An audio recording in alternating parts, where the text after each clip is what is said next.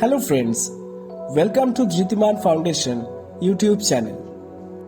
আজকের ভিডিওতে আমরা জানব দুর্যোগপূর্ণ আবহাওয়ার ব্যাপারে এবং সেগুলি কিভাবে একে অপরের থেকে আলাদা। তাহলে বন্ধুরা, চলো শুরু করা যাক। আমরা কি কি শিখব?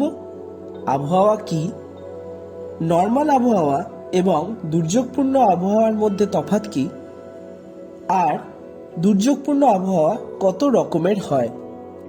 আচ্ছা বন্ধুরা, বলো তো নিচে দেওয়া এই দুটি ছবির মধ্যে কি কি পার্থক্য আছে? প্রথম ছবিতে আমরা দেখতে পাচ্ছি একটি সাধারণ বৃষ্টির দিন, যেটা আমরা বৃষ্টির সময় দেখতে পাই।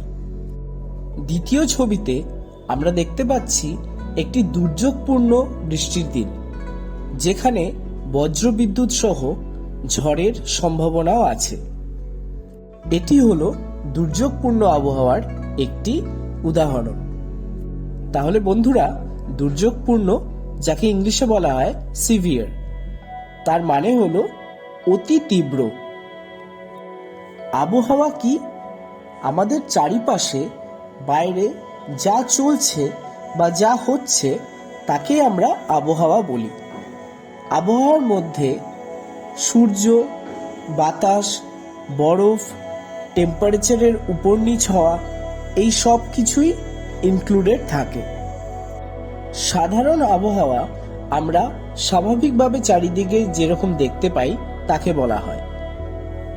দুর্যোগপূর্ণ আবহাওয়া কিন্তু মানুষের প্রপার্টিজ এবং লাইফে অনেক ক্ষতিগ্রস্ত করতে পারে। আচ্ছা বন্ধুরা, চলো তো আমরা এই ছবিগুলোর সাথে নামগুলো মেলানোর চেষ্টা করি।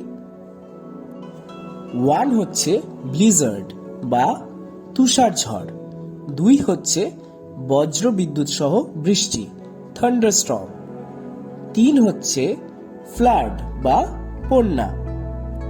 চলো এবার আমরা দুর্যোগপূর্ণ আবহাওয়ার কিছু ধরন দেখে নিই। টর্নেডো, যখন হাওয়া খুব জোর গতিতে একটি জায়গায় লাট্টুর মতন ঘুরতে থাকে এবং শহরকে তছনছ করে দেয়, তাকে বলে টর্নেডো।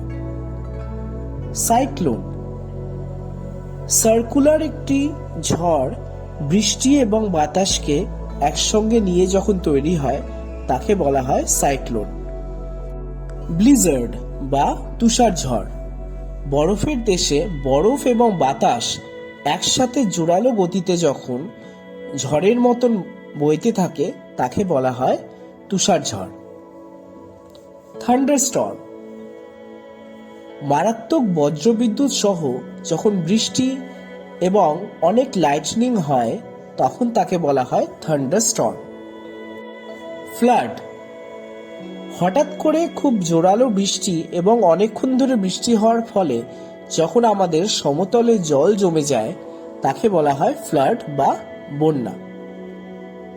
হিট ওয়েভ, তাপপ্রবাহ, অনেক গরমের ফলে যখন চারিদিক শুকনো খটখটে হয়ে যায় তাকে বলা হয় হিট ওয়েভ। তাহলে বন্ধুরা, আজকে তোমরা কি কি শিখলে? আমরা শিখলাম ওয়েদার বা আবহাওয়া কি, তারপর আমরা জানলাম দুর্যোগপূর্ণ আবহাওয়া কাকে বলে, এবং সবশেষে আমরা জানলাম দুর্যোগপূর্ণ আবহাওয়া কত ধরনের হতে পারে। আর বন্ধুরা, উইন্টার তোমরা কেমন এনজয় করছো আমাদেরকে কমেন্টসে জানিও। Thank you for watching. Like, comment and subscribe to our channel Dhritiman Foundation.